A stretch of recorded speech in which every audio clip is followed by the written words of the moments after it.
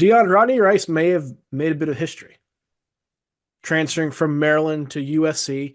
I think he might be the first guy to transfer from one coast to the other and stay in the same conference. No one went from USC. I feel like USC had to have lost somebody to like Rutgers last year. Well, but they didn't play for USC in the Big Ten last year. Right, Oh, Rodney Rice might be the first one, at least certainly the most notable one to go intercoastal or switch coasts in the Big Ten. Interesting fit. I think we both like Rodney Rice's game, but let's talk about his commitment at USC first. What does that mean for the Trojans, and how do you see Rice fitting into that rotation? to be honest, I have no idea what Musselman's plan is here. I'm assuming it's safe to say Elijah Arenas is going to play point. Um, That's crazy to me. That's crazy to me. I love Elijah Arenas' game when he reclassified. I said, hey, this guy should be like in the conversation with DeBanza and Cam Boozer. I think he's that level of talent. His high school mixtape special. Like I'm so anti like dudes going to prep schools. Like no, go to your local high school and just beat up on people for a year. And then we get like 3 minute highlight tape of you going through people's legs, throwing it out the backboard. That's what I want to see. I'm not here for like high level high school basketball. Like I want to see exactly what Elijah Arenas did, special. But I'm not too sure. Like him and Rodney Rice he's like the the better version of Rodney Rice. Like they're very similar players in my opinion, from what I've seen at least. So I'm not too certain what Musselman's plan is. I'm not too sure what the fit is. But one thing I do know, Rodney Rice is probably not going to play NBA basketball. So if I was Rodney Rice, I don't care about fit. I don't care about location. How much money am I going to get right now? And if USC paid the most, I'll figure the rest out later. There's a good chance USC did pay the most. A tweet from Matt Norlander after the commitment. The former Maryland guard was commanding a price tag in the realm of $3 million in the lead up to his USC commitment. Don't know if USC gave him $3 million, but if that is the price tag, and he ended up at USC, you have to imagine they paid around that. That's not the kind of price tag to make me think he's going to be a role player or even a secondary option. You pay that to somebody to have them come in and be one of your guys. I mean, he's going to be, whether it works or not, it's to be determined. But he's going to be one of the guys for sure.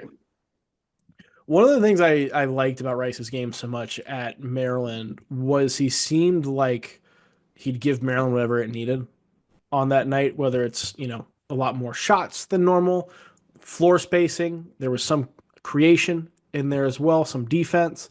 Like he was, I think, a really important glue guy for Maryland in that starting lineup, the Crab Five, because of his versatility and ability to do everything off of Derek Queen and Jacoby Gillespie and Julian Reese inside. He seemed like he kind of filled the gaps. I do think there's more to his game, which I think was part of the reason for the transfer. Also, Willard leaving and everything. That was the end of the Maryland season last year. Um, so I think there is more that can flourish at USC. And I also think his ability to do a little bit of everything is going to help at USC, given the fact that it doesn't quite seem perfect on paper how everything is going to work. Musselman has had that work out in his favor before, where he's been able to just kind of figure things out on the fly. He's had that blow up in his face before with different personalities that did not want to necessarily share the ball. There's the old saying where there's too many mouths to feed. The USC is in danger of getting in that situation. But I do think there is value in adding somebody like Rice because of how many different things he can do. We interrupt this sleepers video to tell you about an offer from Underdog Fantasy. Cart, you love Underdog Fantasy, correct? Of course I do. Can I have a moment real quick? Please.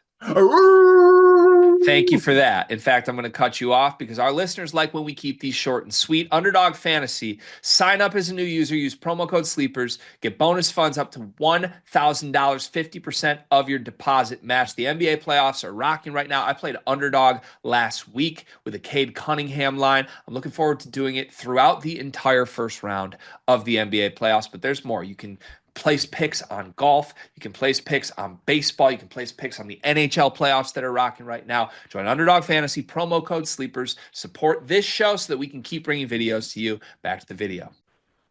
Him and Elijah Arenas are two of the best individual scorers in the Big Ten right away. Right. And I think that is something you would love to have a point guard to make it all work.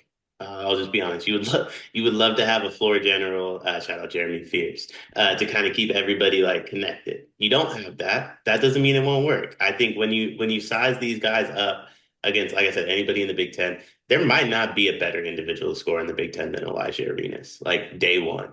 Um, just get your own bucket guy. I don't know if it exists. Like there's better basketball players, and I think that's USC's issue. How many basketball players do they have? Like how many guys that are going to come in, do the little things, dive on the ground for that loose ball, get in the stance on defense, respectfully to the Arenas family? That ain't happening.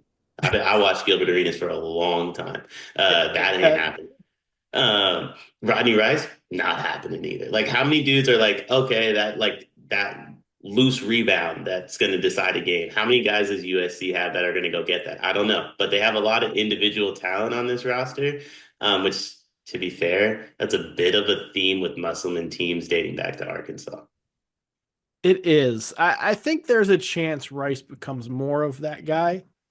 Like to me, what this USC team is lacking is a leader.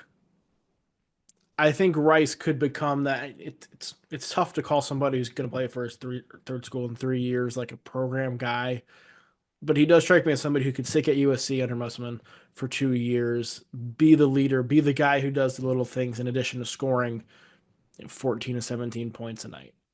Like to me, that's the best case scenario how this works out. There's a chance it blows up too, where we see his production and efficiency dip in a different team, different role, different system, and he starts getting antsy to go to the portal again next year. There's always a chance that happens. There's a chance this $3 million price tag creates some problems as well. I like his game a lot, quite frankly. I like his game a lot. We'll see how this works out.